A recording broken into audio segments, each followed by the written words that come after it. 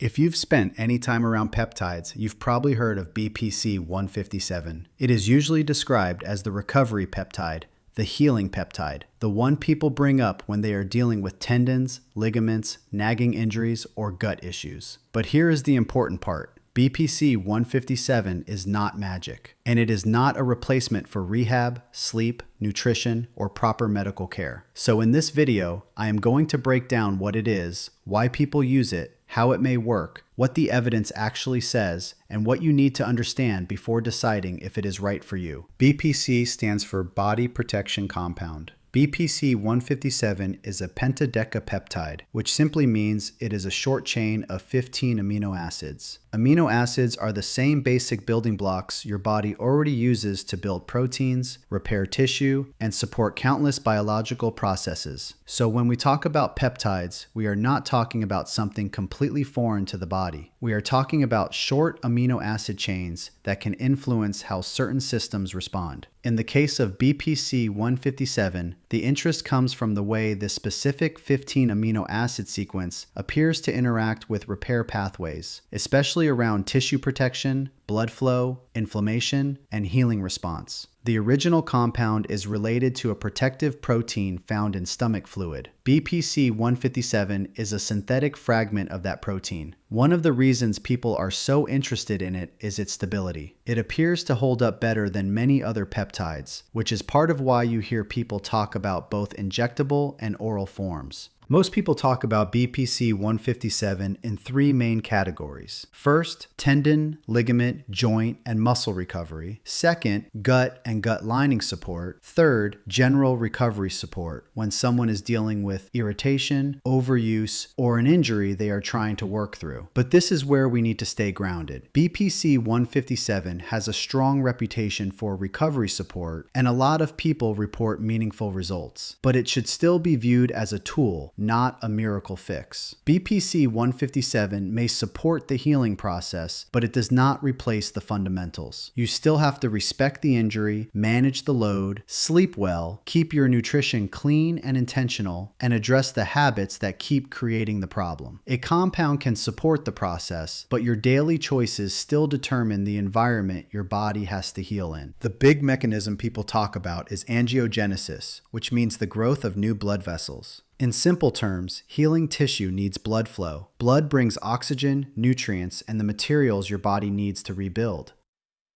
BPC-157 appears to influence pathways like VEGF and nitric oxide, which are both connected to blood vessel function, circulation, and tissue repair. That is one reason people associate it with tendon, ligament, and soft tissue recovery. Tissues like tendons and ligaments do not always get great blood flow, so anything that may improve circulation and repair activity in that area gets people's attention. BPC-157 may also affect cell migration, collagen organization, and the way repair cells move into damaged tissue. One pathway often mentioned is focal adhesion kinase, which is involved in how cells attach, move, and respond to injury. The simple version is this: BPC-157 seems to send a repair and organize signal rather than just a patch it up with messy scar tissue signal. That matters because good recovery is not just about feeling less pain. It is about rebuilding tissue that can actually handle stress again. Most of this mechanism data still comes from animal and lab research, but it helps explain why BPC-157 gets so much attention in the recovery world. BPC-157 does not appear to be something that builds up in the body for weeks. Most protocols people discuss are based around consistent use over a defined period of time, because the goal is not to load it like a supplement. The goal is to keep the repair signal present consistently.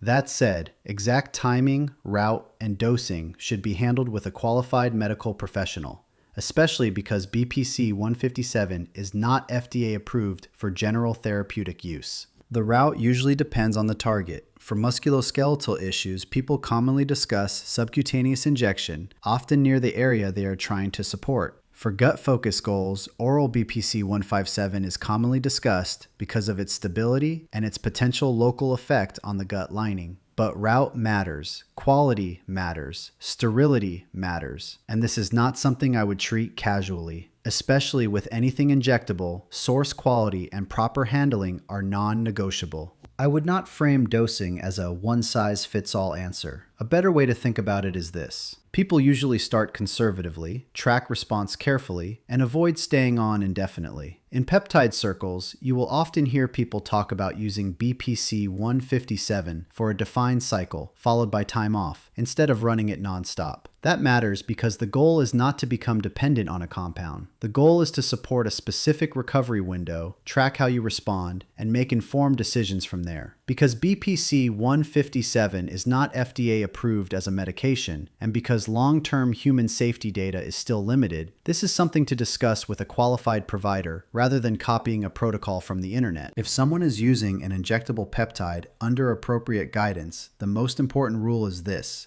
never eyeball anything. Concentration, vial size, water volume, and syringe units all have to match. A small math mistake can turn into a big dosing mistake. This is exactly where a tool like OnePin helps, because it does the math, tracks the protocol, and helps prevent guesswork. The timeline people report usually looks something like this. In the first week, many notice less irritation, less discomfort, or better movement around the area. Weeks 2 through 4 are where longer standing issues may start to show more noticeable changes. Range of motion may improve, inflammation may calm down, and the area may feel less reactive. Weeks 4 through 12 are where people are usually looking for deeper repair, better tissue quality, more durable recovery, and more confidence using the area again. But this is the key point. Pain relief does not always mean the tissue is fully healed. Just because it feels better does not mean it is ready to be overloaded. That is where people mess up. They feel improvement, push too hard too soon, and end up right back where they started. So use the timeline as feedback, not permission to rush. Recover with patience, reload with wisdom. BPC-157 is often used as a base in popular recovery stacks. The most well-known is the Wolverine stack, which usually refers to BPC-157 paired with TB500. The idea is that BPC-157 is more local and repair-focused, while TB500 is often described as more systemic, especially around cell migration and tissue recovery. Supportive basics still matter. Enough protein, vitamin C, zinc, vitamin D, sleep, hydration, and smart training loads. And be careful with anything that may work against angiogenesis in high concentrated doses. That includes things people often take casually, like high-dose curcumin, green tea extract, or resveratrol. Also, never stop a prescribed medication to run a peptide. Most people describe BPC-157 as well tolerated, but that does not mean risk-free. Possible issues include injection site redness, warmth, irritation, lightheadedness, headaches, or temporary gut changes. The bigger concern is not just side effects, it is uncertainty. We do not have strong long-term human safety data. We do not have large randomized human trials, and with research-grade products, source quality can be a serious problem. That means contamination, wrong concentration, or mislabeled product are real concerns. Here is the honest evidence summary. BPC-157 is one of those compounds where the real-world interest is ahead of the formal human research. The preclinical data is strong. Animal and lab studies consistently point toward benefits in wound healing, tendon and ligament repair, gut protection, blood vessel function, inflammation, and tissue recovery. And outside the lab, a lot of people report meaningful results. Athletes, lifters, chronic injury cases, and peptide-focused clinicians have been using BPC-157 for years, and many describe it as one of the most reliable recovery peptides they have worked with. But here is where we stay grounded. Anecdotal success and clinical experience matter, but they are not the same thing as large, placebo-controlled human trials. So I would not call BPC-157 random internet hype. I would also not pretend mainstream medicine has fully validated it yet. The best way to say it is this: BPC-157 is strongly supported by preclinical research, widely used in the real world, and very promising clinically, but it is still not FDA approved and still needs larger human trials. Promising? Absolutely. Worth paying attention to? Definitely. But not something to use casually, blindly, or without understanding the risks.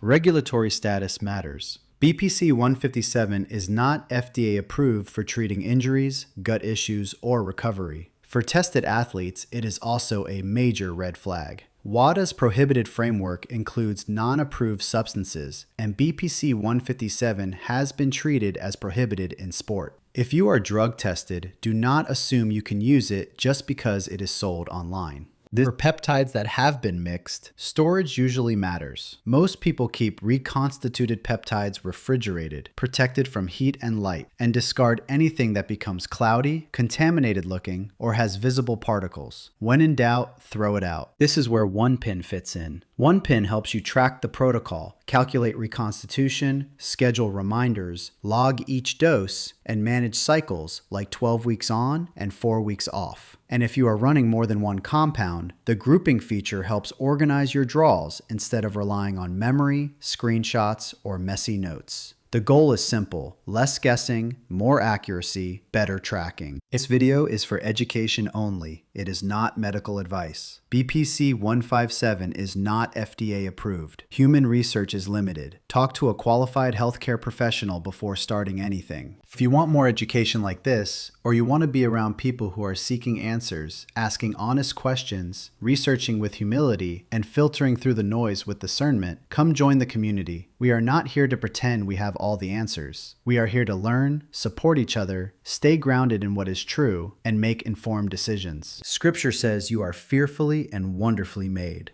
and it calls us to present our bodies as a living sacrifice, holy and acceptable to God. So do not neglect what He gave you. Treat it with respect, care for it with gratitude, train with wisdom, recover with patience, make decisions with truth. One God, one body, one accord, one pin.